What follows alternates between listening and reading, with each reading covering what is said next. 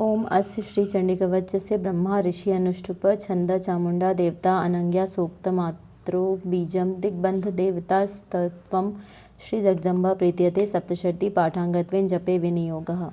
ओम नमश्चंडिकाय। मार्कंडेय उवाच। ओम यद्गेहं परमं लोके सर्वरक्षाकरं नृणां यन्न कस्यचिदाख्यातं तन्मे ब्रूहि पितामह। ब्रह्मोवाच। अस्ति गुह्यतमं विप्र सर्वभूतोपकारकं देव्यास्तु कवचं पुण्यं तच्छृणु महामुने। प्रथमं शैलपुत्री च द्वितीयं ब्रह्मचारिणी तृतीयं चंद्रघंटेति कुष्मांडेति चतुर्थकं पंचमं स्कंदमातेति षष्ठं कात्यायनीति च सप्तमं कालरात्रिति महागौरीति चाष्टमं नवमं सिद्धिदात्री च नवदुर्गा प्रकृतिर्ताः उकान्यतानि नामानि ब्रह्मणैव महात्मना। अग्निना दह्यमानस्तु शत्रुमध्ये गतो रणे विषमे दुर्गमे चैव भयार्ताः शरणं गताः। न तेषां जायते किंचित् शुभं रणसंकटे नापदं तस्य पश्यामि शोकदुःखभयं न हि यस्तु भक्त्या स्मृता नूनं तेषां वृद्धिः प्रजायते ये त्वां स्मरन्ति देवेशि रक्षसे तान् संशयः। प्रेत संस्था तु चामुंडा वाराही महिषासना ऐन्द्री गज समारूढ़ा वैष्णवी गरुड़ासना माहेश्वरी वृषारूढ़ा कौमारी शिखीवाहना लक्ष्मी पद्मासना देवी पद्महस्ता हरिप्रिया श्वेतरूपधरा देवी ईश्वरी वृषवाहना ब्राह्मी हंस समारूढ़ा सर्वाभरण भूषिता इत्येता मातरः सर्वाः सर्वयोग समन्विताः नानाभरण शोभाढ्या नानारत्नोपशोभिताः दृश्यन्ते रथमारूढ़ा देव्यः क्रोध समाकुलाः शंखचक्रं गदां शक्तिं हलं च मुसलायुधं खेटकं तोमरं चैव परशुं पाशुमेव च कुन्तायुधं त्रिशूलं च शाङ्गमायुधमुत्तमं दैत्यानां देहनाशाय भक्तानां भयाय च धारयन्तायुधानित्थं देवानां च हिताय वै। नमस्तेस्तु महारौद्रे महाघोर पराक्रमे महाबले महोत्साहे महाभय विनाशिनी त्राहिमां देवी दुष्प्रेक्ष्ये शत्रूणां भयवर्धिनी। प्राच्यां रक्षतु मामेन्द्री आग्नेयमग्निदेवता दक्षिणे वतु वाराही नैऋत्यां खड्गधारिणी प्रतीच्यां वारुणी रक्षेद् वायव्यां मृगवाहिनी उदिच्यां पातु कौमारी ऐशान्यां शूलधारिणी ऊर्ध्वं ब्रह्माणि मे रक्षेद् हस्ताद् वैष्णवी तथा एवं दश दिशो रक्षेत् चामुण्डा शववाहना जया मे जाग्रता पातु विजया पातु पृष्ठतः अजिता वाम पार्श्वे तु दक्षिणे चापराजिता शिखामुद्योतिनी रक्षेद् उमा मूर्ध्नि व्यवस्थिता मालाधरी ललाटे च भ्रुवो रक्षेद् यशस्विनी त्रिनेत्रा च भूर्वमध्ये यम घंटा च नासिकी शंकिनी चक्षुषो मध्ये श्रोत्रयो द्वारवासिनी कपोलोकालिका रक्षेत् कर्णमूले तु शांकरी नासिकायां सुगंधा च उत्तरेष्टे च चर्चिका अधरे चामृतकला जीवायां च सरस्वती दंतान् रक्षतु कौमारी कंठदेशे तु चंडिका घंटिकां चित्रघंटा च महामाया च तालुके कामाक्षी चिबुकं रक्षेद् वाचं मे सर्वमंगला ग्रीवायां भद्रकाली च पृष्ठवंशे धनुर्धरी नीलग्रीवा बहिः कंठे नलिकां नलकुबरी स्कंधयो खड्गिनी रक्षेद् बाहु मे वज्रधारिणी हस्तयो दंडिनी रक्षेदंबिका चांगुलीषु च नखांचुलेश्वरी रक्षेत् कुक्ष रक्षेत् कुलेश्वरी स्तनौ रक्षेन् महादेवी मनः शोक विनाशिनी हृदय ललिता देवी उदरे शूलधारिणी नाभौ च कामिनी रक्षेत् गुह्यं गुह्येश्वरी तथा पूतना कामिका मेद्रं गुदे महिषवाहिनी कटयां भगवती रक्षे जानुनी विन्ध्यवासिनी जंघे महाबला रक्षेत् सर्वकाम प्रदायिनी गुल्फयो नारसिंही च पादपृष्ठे तु तेजसी पादांगुलीषु श्री रक्षेत् पादास्थलवासिनी नखान् दंष्ट्राकराली च केशांश चैवो केशिनी रोमकूपेषु कौबेरी त्वचं वागीश्वरी तथा रक्तमज्जा वसा मांसान्य स्थिमेदांसी पार्वती अंतराणि कालरात्रिश्च पित्तं च मुकुटेश्वरी पद्मावती पद्मकोशे कफे चूड़ामणि ज्वालामुखी नखज्वालामभेद्य सर्वसन्धिषु शुक्रं ब्रह्माणि मे रक्षे छायां चत्रेश्वरी तथा अहंकारं मनोबुद्धिं रक्षेन् मे धर्मधारिणी प्राणापानौ तथा व्यान्मुदानं च समानकं वज्रहस्ता च मे रक्षेत् प्राणं कल्याणशोभना रसे रूपे च गंधे च शब्दे स्पर्शे च योगिनी सत्वं रजस्त्वमश्चैव रक्षे नारायणी सदा आयु रक्षतु वाराही धर्मं रक्षतु वैष्णवी यशः कीर्ति च लक्ष्मी च धनं विद्या च चक्रिणी गोत्रमिद्राणि मे रक्षेत् शून्मे रक्षचंडिके पुत्रान् रक्षेन् महालक्ष्मी भार्यां रक्षतु भैरवी पंथानां सुपथा रक्षेन् मार्गं खेम करी तथा राजद्वारे महालक्ष्मी विजया सर्वतः स्थिता रक्षाहीनं तु यत् स्थानं वर्जितः कवचेन तु तत्सर्वं रक्ष मे देवी जयन्ती पापनाशिनी पदमेकं न गच्छेतु यदि यदिच्छेदमात्मनः कवचेनावृतो नित्यं यत्र यत्रैव गच्छति तत्र तथात्र लाभस्य विजयः सार्वकामिकः यं यं चिन्तयते कामं तं तं प्राप्नोति निश्चितं परमेश्वरतुलं प्राप्यस्य भूतले पुमान् निर्भयो जायते मर्त्यः संग्रामेष्व पराजितः त्रैलोक्ये तु भवेत् पूज्य कवचेनावृतः पुमानः इदं तु देव्याः कवचं देवनामपि दुर्लभं यः पठेत् प्रयतो नित्यं त्रिसन्ध्यं श्रद्धयान्वितः दैवी कला भवेत् तस्य त्रैलोक्येषु पराजितः जीवेद् वर्षतं साग्रम् अपमृत्युविवर्जितः नश्यन्ति व्याधयः सर्वे लूतविस्फोटकादयः स्थावरं जङ्गमं चैव कृत्रिमं चापि यद्विश्वम् अभिचाराणि सर्वाणि मन्त्रयन्त्राणि भूतले भूचराः खेचराश्चैव जलजाश्चोपदेशिकाः सहजा कुलजा माला डाकिनी शाकिनी तथा अन्तरिक्षचरा घोरा डाकिन्यश्च महाबलाः ग्रहभूतपिशाचाश्च यक्ष गन्धर्वराक्षस ब्रह्मराक्षसवेतालाः कुष्माण्डा भैरवादयः नश्यन्ति दर्शनास्तस्य कवचे हृदि संस्थिते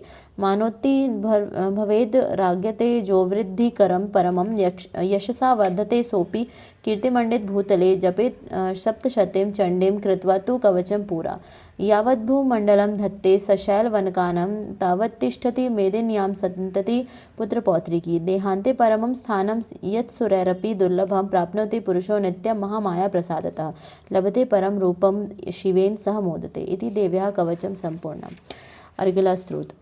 ओम अस्य श्री अर्गला स्त्रोत्र मंत्रस्य विष्णु ऋषि अनुष्टुप छंद श्री महालक्ष्मी देवता श्री जगदम्बा प्रीतये सप्तशती पाठांगत्वेन जपे विनियोगः। ओम नमः चंडिकाय। मार्कंडेय उवाच। ओम जयंती मंगला काली भद्रकाली कपालिनी दुर्गा क्षमा शिवा धात्री स्वाहा स्वधा नमोस्तुते। जयं त्वं देवी चामुंडे जय भूतार्ति हारिणी जय सर्वगते देवी कालरात्रि नमोस्तुते। मधुकैठव विद्र विविधात्री वरदे नमः। रूपं देहि जयं देहि यशो देहि द्विषो जहि। महिषासुर निर्नासी भक्तानां सुखदे नमः। रूपं देहि जयं देहि यशो देहि द्विषो जहि। रक्तबीज वधे देवी चंडमुंड विनाशिनी रूपं देहि जयं देहि यशो देहि द्विषो जहि। शुंभस्यैव निशुंभस्य धूम्राक्षस्य च मर्दिनी रूपं देहि जयं देहि यशो देहि द्विषो जहि। वंदिताग्रे युगे देवी सर्व सौभाग्यदायिनी रूपं देहि जयं देहि यशो देहि द्विषो जहि। अचिंत्य रूप चरिते सर्वशत्रु विनाशिनी रूपं देहि जयं देहि यशो देहि द्विषो जहि। नतेभ्यः सर्वदा भक्त्या चंडिके दूरितापहे रूपं देहि जयं देहि यशो देहि द्विषो जहि। स्तुवद्भ्यो भक्तिपूर्वं त्वां चंडिके व्याधिनाशिनी रूपं देहि जयं देहि यशो देहि द्विषो जहि। चंडिके सततं ये त्वामश्च चयन्त्यः भक्तितः रूपं देहि जयं देहि यशो देहि द्विषो जहि। देवी सौभाग्यमारोग्यं देहि मे परमं सुखं रूपं देहि जयं देहि यशो देहि द्विषो जहि। विदेहि द्विषतां नाशं विदेहि बलमुच्चकः रूपं देहि जयं देहि यशो देहि द्विषो जहि। विदेहि देवी कल्याणं विदेहि परमां श्रियं रूपं देहि जयं देहि यशो देहि द्विषो जहि। सुरासुर शिरोरत्न निघृष्ट चरणंबिके रूपं देहि जयं देहि यशो देहि द्विषो जहि। विद्यावन्तं यशस्वन्तं लक्ष्मीवन्तं जनं कुरु रूपं देहि जयं देहि यशो देहि द्विषो जहि। विद्यावन्तं यशस्वन्तं लक्ष्मीवन्तं जनं कुरु रूपं देहि जयं देहि यशो देहि द्विषो जहि। प्रचंड दैत्य दर्पघ्ने चंडिके प्रणताय मे रूपं देहि जयं देहि यशो देहि द्विषो जहि। चतुर्भुजे चतुर्वक्र संस्तुते परमेश्वरी रूपं देहि जयं देहि यशो देहि द्विषो जहि। कृष्णेन संस्तुते देवी शश्वद्भक्त्या सदाम्बिके रूपं देहि जयं देहि यशो देहि द्विषो जहि। हिमाचल सूतानाथ संस्तुते परमेश्वरी रूपं देहि जयं देहि यशो देहि द्विषो जहि। इंद्राणीपति सद्भाव पूजिते परमेश्वरी रूपं देहि जयं देहि यशो देहि द्विषो जहि। देवी प्रचंड दुर्दंड दैत्य दर्प विनाशिनी रूपं देहि जयं देहि यशो देहि द्विषो जहि। देवी भक्तजन दत्तानंदो यंबिके रूपं देहि जयं देहि यशो देहि द्विषो जहि। पत्नी मनोरमां देहि मनोवृत्तानुसारिणीं तारिणीं दुर्ग संसार सागरस्य कुलोद्भवाम्। इदं स्त्रोत्रं पठित्वा तु महास्त्रोत्रं पठेन् नरः स तु सप्तशती संख्यावारमाप्नोति सम्पदाम् इति देव्या अर्गला स्त्रोत्रं सम्पूर्णम्। कीलकम्। ओम अस्य श्री कीलक मंत्रस्य शिव ऋषि अनुष्टुप छंद श्री महासरस्वती देवता श्री जगदम्बा प्रीत्यते सप्तशती पाठांगत्वेन जपे विनियोगः। ओम नमः चंडिकाय। मार्कंडेय उवाच। ओम विशुद्ध ज्ञान देहाय त्रिवेदी दिव्य चक्षुषे श्रेयः प्राप्निमित्ताय नमः। सोमार्धधारिणे सर्वमे द्विजानी यंत्र मंत्राणां हि कीलिकं सोऽपि शेपवाप्नोति सततं जाप्य तत्परः। सिद्ध्यतु नादिनी वस्तूनि सकलानपि एतेन सुवतां देवी स्तोत्रमात्रेण सिद्धयति। न मन्त्रो नौषधं तत्र न किञ्चिदपि विद्यते विना जाप्येन सिद्धिये सर्वमुच्चारणादिकं। समग्राणपि सिद्ध्यन्ति लोकशङ्कामिमां हरः कृत्वा निमन्त्रयामास सर्वमेवमिदं शुभम्। स्रोतं वै चण्डिकायास्तु तच्च गुप्तं चकार सः समाप्तेन च पुण्यस्य तां यथावन्नियन्त्रणां। सोऽपि क्षेममाप्नोति सर्वमेवं न संशयः कृष्णायां वा चतुर्दष्ट्यां वा समाहितः। ददाति प्रतिगृहाति नान्यथा सा प्रसीदति इत्थं रूपेण कीलेन महादेवेन कीलितं। यो निष्कीलां विधायना नित्यं जपति संस्फुटं स सिद्धः स गणः सोऽपि गन्धर्वो जायते नरः। न चैवाप्यतस्तस्य भयं क्वापि जायते नापमृत्युवशं याति मृतो मोक्षवाप्नुयात्। ज्ञात्वा प्रारभ्य कुर्वित न कुर्वाणो विनश्यति ततो ज्ञात्वा सम्पन्नमिदं प्रारभ्यते बुधैः। सौभाग्यादि च यत्किञ्चिद् दृश्यते ललनाजने तत्सर्वं तत्प्रसादेन तेन जापमेदं शुभम्। शनैस्तु जप्यमानस्मिन् स्रोते सम्पत्तिरुच्यकैः भवत्वे समग्रापि तथा प्रारभ्यमेव तत्। ऐश्वर्यं यत्प्रसादेन सौभाग्यमारोग्यं सम्पदः शत्रुहानि परो मोक्षस्तु यते सा न किं जनय इति देव्याः कीलकस्तोत्रं सम्पूर्णम्। पंचम अध्याय। देवताओं द्वारा देवी की स्तुति। चंड मुंड के मुख से अंबिका के रूप की प्रशंसा सुनकर शुंभ का उनके पास दूध भेजना और दूध का निराश लौटना। ओम श्री अस्य श्री उत्तर चरित्र से रुद्र ऋषि महासरस्वती देवता अनुष्टुप छंद भीमा शक्ति भ्रामरी बीजम सूर्यस्त्वं सामवेद स्वरूपम श्री महासरस्वती प्रीत्यते उत्तर चरित्र पाठे विनियोगः। ओम इस उत्तर चरित्र के रुद्र ऋषि हैं, महासरस्वती देवता हैं, अनुष्टुप छंद है, भीमा शक्ति है, भ्रामरी बीज है, सूर्य तत्व है और सामवेद स्वरूप है। श्री महासरस्वती की प्रसन्नता के लिए उत्तर चरित्र के पाठ में इसका विनियोग किया जाता है।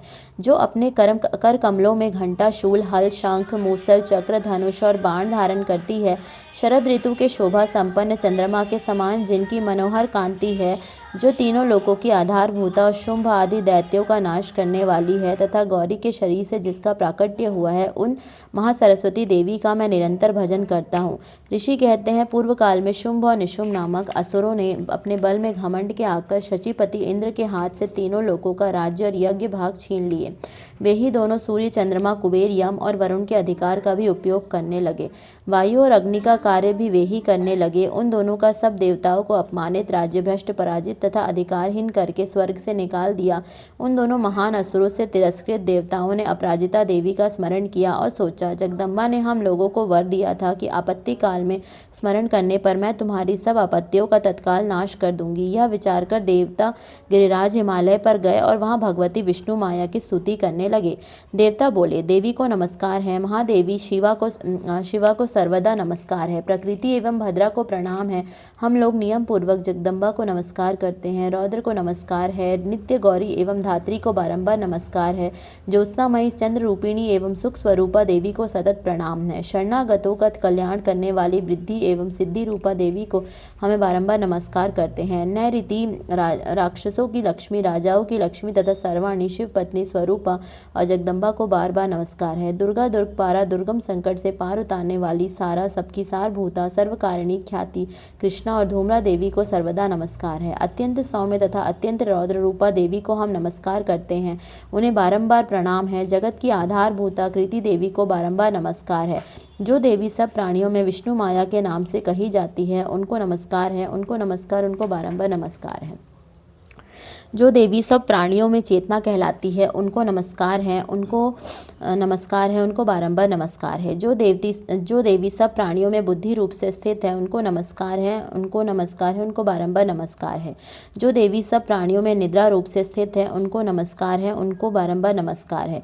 जो देवती सब प्राणियों में क्षुधा रूप से स्थित है, उनको नमस्कार है, उनको नमस्कार है, उनको बारंबार नमस्कार है। जो देवी सब प्राणियों में छाया रूप से स्थित है, उनको नमस्कार है, उनको नमस्कार नमस्कार उनको बारंबार नमस्कार है। जो देवी सब प्राणियों में शक्ति रूप से स्थित है उनको नमस्कार उनको बारंबार नमस्कार है। जो देवी सब प्राणियों में तृष्णा रूप से स्थित है उनको नमस्कार उनको बारंबार नमस्कार है। जो देवी सब प्राणियों में शांति क्षमा रूप से स्थित है उनको नमस्कार उनको बारंबार नमस्कार है। जो देवी सब प्राणियों में जाति रूप से स्थित है उनको नमस्कार उनको बारंबार नमस्कार है। जो देवी सब प्राणियों में लज्जा रूप से स्थित है उनको नमस्कार उनको बारंबार नमस्कार है। जो देवी सब प्राणियों में शांति रूप से स्थित है उनको नमस्कार उनको बारंबार नमस्कार है। जो देवी सब प्राणियों में श्रद्धा रूप से स्थित है उनको नमस्कार उनको बारंबार नमस्कार है। जो देवी सब प्राणियों में कांति रूप से स्थित है उनको नमस्कार उनको बारंबार नमस्कार है। जो देवी सब प्राणियों में लक्ष्मी रूप से स्थित है उनको नमस्कार उनको बारंबार नमस्कार है।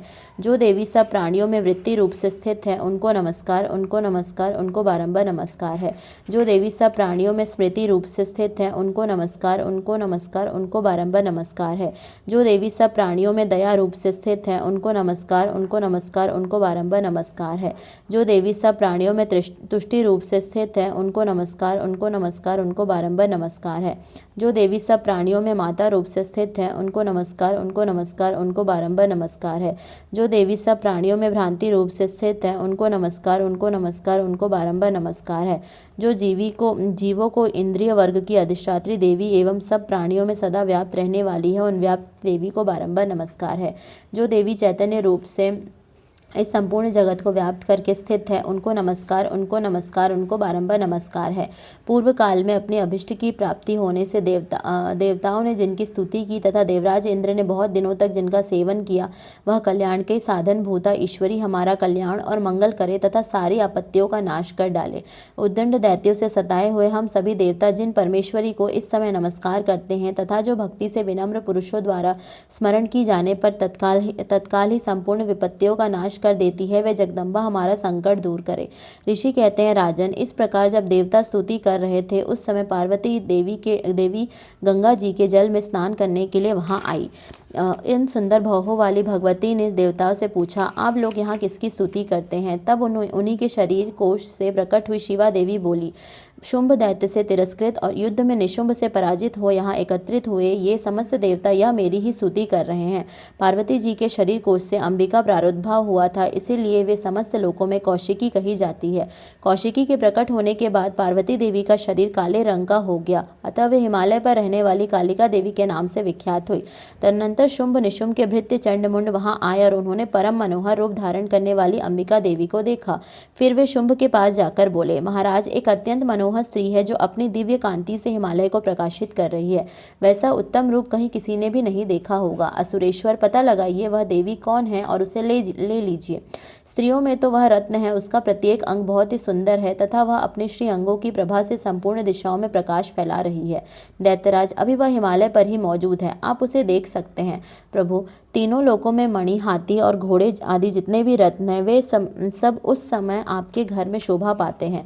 हाथियों में रत्नभूत ऐरावत, वह परिजात का वृक्ष और वह उच्चैव श्रवा घोड़ा, यह सब आपने इंद्र से ले लिया है। हंसों से जुता हुआ वह विमान भी आपके आंगन में शोभा पाता है। यह रत्नभूत अद्भुत विमान है जो पहले ब्रह्मा जी के पास था, अब आपके पास यहाँ लाया गया है। यह महापद्म नामक निधि आप कुबेर से छीन लाए हैं। समुद्र ने भी आपको किंजलकनी नाम की माला भेंट की है जो केसरों से सुशोभित है और जिसके कमल कभी कुमलाते नहीं हैं। सुवर्ण की वर्षा करने वाले वरुण का छत्र भी आपके घर में शोभा पाता है तथा यह श्रेष्ठ रथ जो पहले प्रजापति के अधिकार में था अब आपके पास मौजूद है। दैतेश्वर मृत्यु की उत्क्रांतिदा नाम वाली शक्ति भी आपने छीन ली है तथा वरुण का पाश और समुद्र में होने वाले सब प्रकार के रत्न आपके भाई निशुंभ के अधिकार में है। अग्नि ने भी स्वतः युद्ध किए हुए 2 वस्त्र आपकी सेवा में अर्पित किए हैं। दैत्यराज, इसी प्रकार सभी रत्न आपने एकत्रित कर लिए हैं। फिर जो यह स्त्रियों में रत्न रूप कल्याणमय देवी है, इसे आप क्यों नहीं अपने अधिकार में कर लेते? ऋषि कहते हैं, चंडमुंड का यह वचन सुनकर शुंभ ने महादैत्य सुग्रीव को दूत बनाकर देवी के पास भेजा और कहा, तुम मेरी आज्ञा से उसके सामने ये बातें कहना और ऐसा उपाय करना जिससे प्रसन्न होकर वह शीघ्र ही वहां आ जाए। वह दूत पर्वत के अत्यंत रमणीय प्रदेश में जहाँ देवी मौजूद थी गया और मधुर वाणी में कोमल वचन बोला। दूत बोला, देवी, दैत्यराज शुंभ इस समय तीनों लोगों के परमेश्वर है। मैं उन्हीं का भेजा हुआ दूत हूँ और यहाँ तुम्हारे ही पास आया हूँ। उनकी आज्ञा सदा सब देवता एक स्वर से मानते हैं, कोई उसका उल्लंघन नहीं कर सकता। वे संपूर्ण देवताओं को परास्त कर चुके हैं। उन्होंने तुम्हारे लिए जो संदेश दिया है उसे सुनो। संपूर्ण त्रिलोकी मेरे अधिकार में है, देवता भी मेरे आज्ञा के अधीन चलते हैं। संपूर्ण यज्ञों के भागों को मैं ही पृथक पृथक भोगता हूँ। तीनों लोकों में जितने श्रेष्ठ रत्न हैं वे सब मेरे अधिकार में हैं। देवराज इंद्र का वाहन ऐरावत जो हाथियों में रत्न के समान है मैंने छीन लिया है। क्षीर सागर का मंथन करने से जो अश्व रत्न उच्चैः श्रवा प्रकट हुआ था उसे देवताओं ने मेरे पैरों पर पड़कर समर्पित किया है। सुंदरी, उनके सिवा और भी जितने रत्नभूत पदार्थ देवताओं, गंधर्वों और नागों के पास थे वे सब मेरे ही पास आ गए हैं। देवी, हम लोग तुम्हें संसार की स्त्रियों में रत्न मानते हैं, अतः तुम हमारे पास आ जाओ, क्योंकि रत्नों का उपभोग करने वाले हम ही हैं। चंचल कटाक्षों वाली सुंदरी, तुम मेरी या मेरे भाई महापराक्रमी निशुंभ की सेवाओं में आ जाओ, क्योंकि तुम रत्न स्वरूपा हो। मेरा वरण करने से तुम्हें तुलना रहित महान ऐश्वर्य की प्राप्ति होगी। अपनी बुद्धि से यह विचार कर तुम मेरी पत्नी बन जाओ। ऋषि कहते हैं, दूत को यूँ कहने पर कल्याण में भगवती दुर्गा देवी जो इस जगत को धारण करती हैं मन ही मन गंभीर भाव से मुस्कुराई और इस प्रकार बोली। देवी ने कहा, दूत, तुमने सत्य कहा है, इसमें तनिक भी मिथ्या नहीं है। शुंभ तीनों लोगों का स्वामी है और निशुंभ भी उसी के समान पराक्रमी है, किंतु इस विषय में मैंने जो प्रतिज्ञा कर ली है उसे मिथ्या कैसे करूं। मैंने अपने अल्प बुद्धि के कारण पहले से जो प्रतिज्ञा कर रखी है उसे सुनो। जो मुझे संग्राम में जीत लेगा, जो मेरे अभिमान को चूर्ण कर देगा तथा संसार में जो मेरे समान बलवान होगा वही मेरा स्वामी होगा। इसलिए शुंभ अथवा महादैत्य निशुंभ स्वयं ही यहाँ पधारे और मुझे जीतकर शीघ्र ही मेरा पानी ग्रहण कर ले। इससे विलंब की क्या आवश्यकता है। दूत बोला, देवी, तुम घमंड में भरी हो, मेरे सामने ऐसी बातें न करो। तीनों लोकों में कौन ऐसा पुरुष है जो शुंभ निशुंभ के सामने खड़ा हो सके। देवी, अन्य दैत्यों के सामने भी सारे देवता युद्ध में नहीं ठहर सकते, फिर तुम अकेली स्त्री होकर कैसे ठहर सकती हो। जिन शुंभ आदि दैत्यों के सामने इंद्र आदि सब देवता भी युद्ध में खड़े नहीं हुए, उनके सामने तुम स्त्री होकर कैसे जाओगी। इसलिए तुम मेरे ही कहने से शुंभ निशुंभ के पास चली चलो।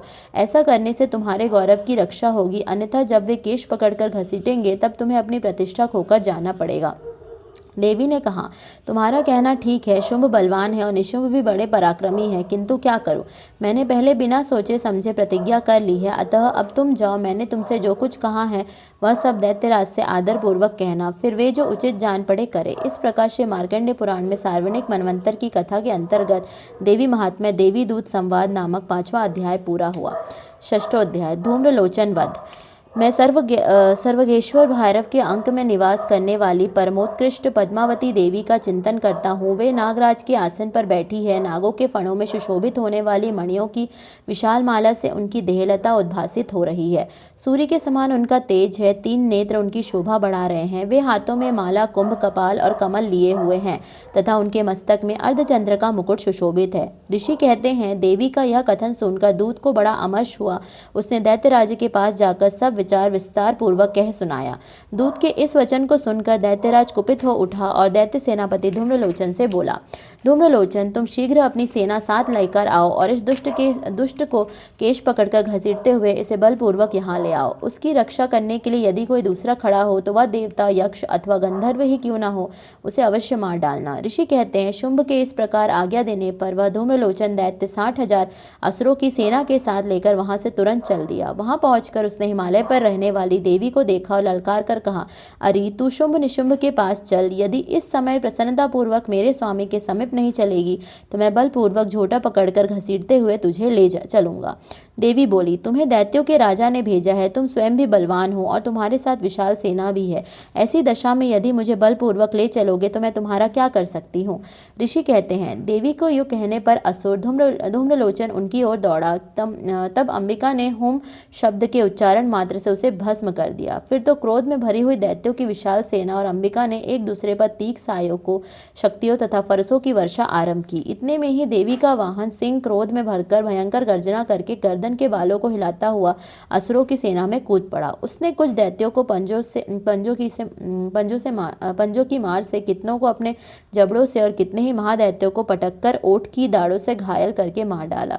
उस सिंह ने अपने नखों से कितनों के पेट फाड़ डाले और थप्पड़ मारकर कितनों के सिर धड़ से अलग कर दिए। कितनों की भुजाएं और मस्तक काट डाले तथा अपनी गर्दन के बाल हिलाते हुए उसने दूसरे दैत्य के पेट फाड़कर उनका रक्त चूस लिया। अत्यंत क्रोध में भरे हुए देवी के वाहन उस महाबली सिंह ने क्षण भर में ही असुरों की सारी सेना का संहार कर डाला। शुंभ ने जब सुना कि देवी ने धूम्रलोचन असुर को मार डाला तथा उसके सिंह ने सारी सेना का सफाया कर डाला, तब उस दैत्यराज को बड़ा क्रोध हुआ। उसका ओंठ कांपने लगा। उसने चंड और मुंड नामक दो महादैत्यों की आज्ञा दी, हे चंड और हे मुंड, तुम लोग बहुत बड़ी सेना लेकर वहां जाओ। उस देवी के झोटे पकड़कर अथवा उसे बांधकर शीघ्र यहाँ ले आओ। यदि इस प्रकार उसको लाने में संदेह हो तथा युद्ध में सब प्रकार के अस्त्र शस्त्रों तथा समस्त असुरी सेना का प्रयोग करके उसकी हत्या कर डालना। उस दुष्टा की हत्या होने तथा सिंह के भी मारे जाने पर उस अंबिका को बांधकर साथ ले शीघ्र ही लौट आना। इस प्रकार से मार्कंडेय पुराण में सार्वणिक मनवंतर की कथा के अंतर्गत देवी महात्म्य धूम्रलोचन वध नामक 6वां अध्याय पूरा हुआ। चंड और मुंड का वध, 7वां अध्याय। मैं मातंगी देवी का ध्यान करता हूँ। वे रत्न में सिंहासन पर बैठकर पढ़ते हुए तोते का मधुर शब्द सुन रही हैं। उनके शरीर का वर्ण श्याम है। वे अपना एक पैर कमल पर रखे हुए हैं और मस्तक पर अर्धचंद्र धारण करती हैं तथा कवार पुष्पों की माला धारण किए वीणा बजाती है। उनके अंग में कसी हुई चोली शोभा पा रही है।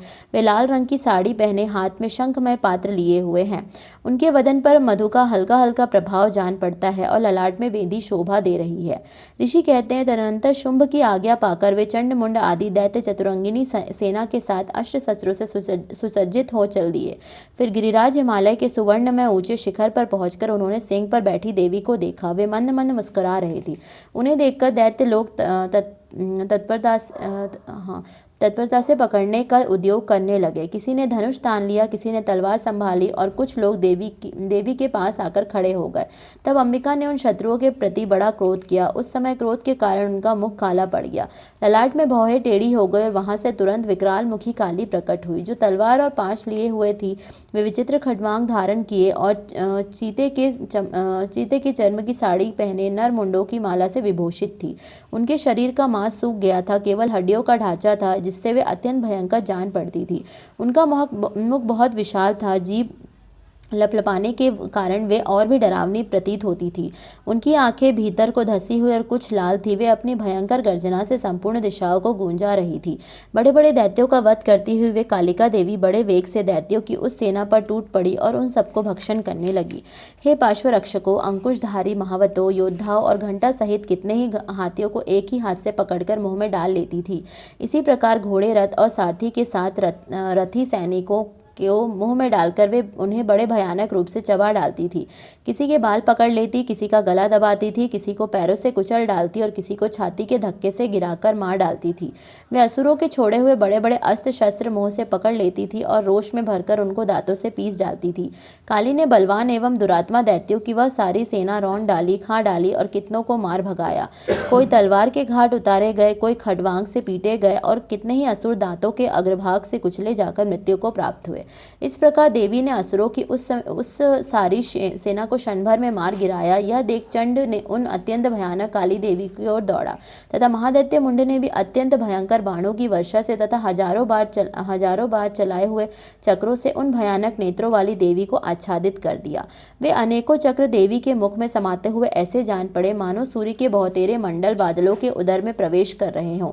तब भयंकर गर्जना करने वाली काली ने अत्यंत रोष में भरकर विकट अट्टहास किया। उस समय उनके विकराल वदन के भीतर कठिनता से देखे जा सकने वाले दांतों की प्रभा से वे अत्यंत उज्जवल दिखाई देती थी। देवी ने बहुत बड़ी तलवार हाथ में ले हम का उच्चारण करके चंड पर धावा किया और उसके केश पकड़कर उसी तलवार से उसका मस्तक काट डाला। चंड को मारा गया देखकर मुंड भी देवी की ओर दौड़ा। तब देवी ने रोष में भरकर उसे भी तलवार से घायल करके धरती पर सुला दिया। महापराक्रमी चंड और मुंड को मारा गया देख मरने से बची हुई बाकी सेना भय से व्याकुल हो चारों ओर भाग गई। तदनंतर काली ने चंड और मुंड का मस्तक हाथ में ले चंडिका के पास जाकर प्रचंड अट्टहास करते हुए कहा, देवी, मैंने चंड और मुंड नामक इन दो महापशुओं को तुम्हें भेंट किया है। अब युद्ध यज्ञ में तुम निशुंभ और शुंभ का स्वयं ही वध करना। ऋषि कहते हैं, वहां लाए हुए उन चंड मुंड नामक महादैत्यों को देखकर कल्याणमयी चंडी ने काली से मधुर वाणी में कहा, देवी, तुम चंड और मुंड को लेकर मेरे पास आई हो, इसलिए संसार में चामुंडा के नाम से तुम्हारी ख्याति होगी। इस प्रकार श्री मार्कंडेय पुराण में सार्वणिक मनवंतर की कथा के अंतर्गत देवी महात्म्य चंड मुंड वध नामक 7वां अध्याय पूरा हुआ।